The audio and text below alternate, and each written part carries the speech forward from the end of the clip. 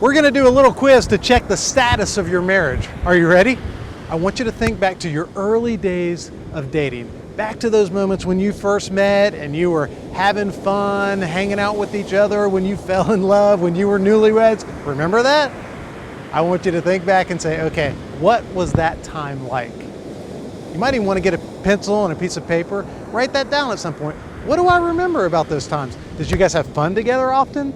Was your husband romantic and affectionate, or did he struggle to really know how to pursue you with passion? Was your wife, was she a smart woman? Someone that you really valued her intellect, or was she doing crazy things that made you feel unhealthy and chaotic? See, the way you kind of start to frame those early days is incredibly important. Researchers have looked at this, and what they found is that the way you look at your early life, to a degree of 90%, will determine the success of your marriage. Now, is that an unbelievable statistic or what? The way you think about your early marriage will determine to the degree of 90% how successful your marriage is or isn't. That demonstrates just how powerful your thought life is in regard to your husband or your wife. How do you frame your spouse's behavior and intentions about you and for you? Because that's either going to create a positive, lasting emotional connection between you guys, or it's going to plant seeds of doubt and just discontent about your relationship. Every once in a while, I see the power of this play out right before me in the clinical office. I'll have a couple come in and I'll ask them, hey, tell me about those early days. Tell me about when you first met. And then I just sit back and I listen, because I know what I hear next is going to determine the course of this counseling experience for them. How they respond tells me a lot about what's going on in their relationship. Many times when I'm working with a marriage that's in trouble, that's in distress, it'll go something like this. One person will describe an early experience in the relationship that is full of positive memories and positive sentiment. Man, they really, really have positive things in their mind about what happened. Then the other spouse will start talking. And man, I buckle my seatbelt, because they can talk about the same experience, but they have all these negative memories that they assign to the same thing that went on. There's blame, there's criticism. And so I know in those moments, okay, wait, we've got a problem in this marriage. And one of the problems that we've got is that one or both of these spouses has very negative thoughts about the other person. So let's go back to that quiz that you took. I asked you to think about your marriage, the early days. What do you remember? If you're sitting there and you are telling yourself, man, I did have some negative things that came up about the early days, there's something you can do. It's not hopeless. It's not a 90% chance that you're going to get divorced.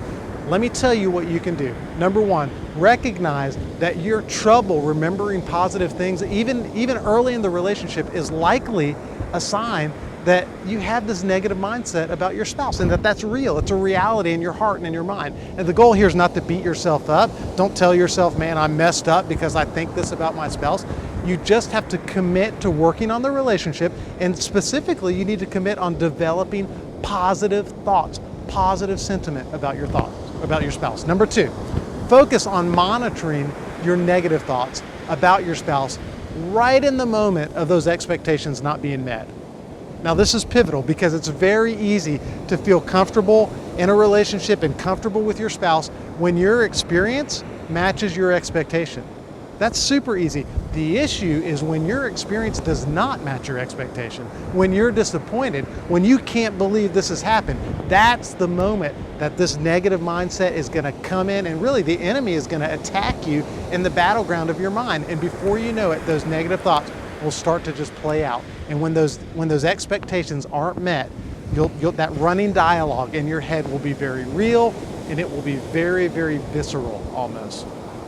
Number three, monitor those thoughts. When you're disappointed, right in the moment of those stress, monitor those thoughts. You might even want to get a pencil and a piece of paper and write those negative thoughts down. Now, people, when I tell them to do this in the clinical office, they get very upset. Why would I want to sit there and perseverate and get stuck on all these negative thoughts? I'm trying to get away from that. Trust me on this. If you will be intentional about your thoughts in the moment, even to the point of writing them down, you will now have leverage over them, right? When they're unconscious and you're not really aware of what you're thinking, those thoughts have tremendous power over you.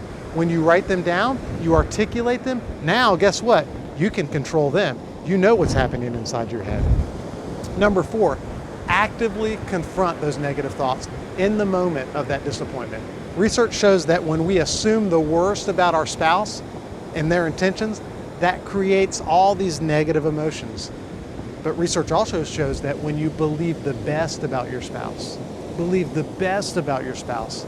that's the moment that we begin to feel fulfilled, happy, hopeful, even in the moments of stress, even in the times of distress.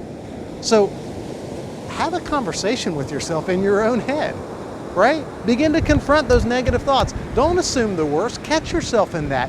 Discipline yourself. Tell yourself, believe the best. I'm going to believe the best about this person that I love and that God has given me. And number 5, remember, and I always want you to remember this, never be afraid to ask for help. If you find that you're stuck in a negativity that you just can't get out of, talk to a pastor. Talk to a trusted counselor. Don't journey alone. Find someone that you can bounce these ideas off of. And in the end, what you'll find is you have a peace in your marriage that you've never known.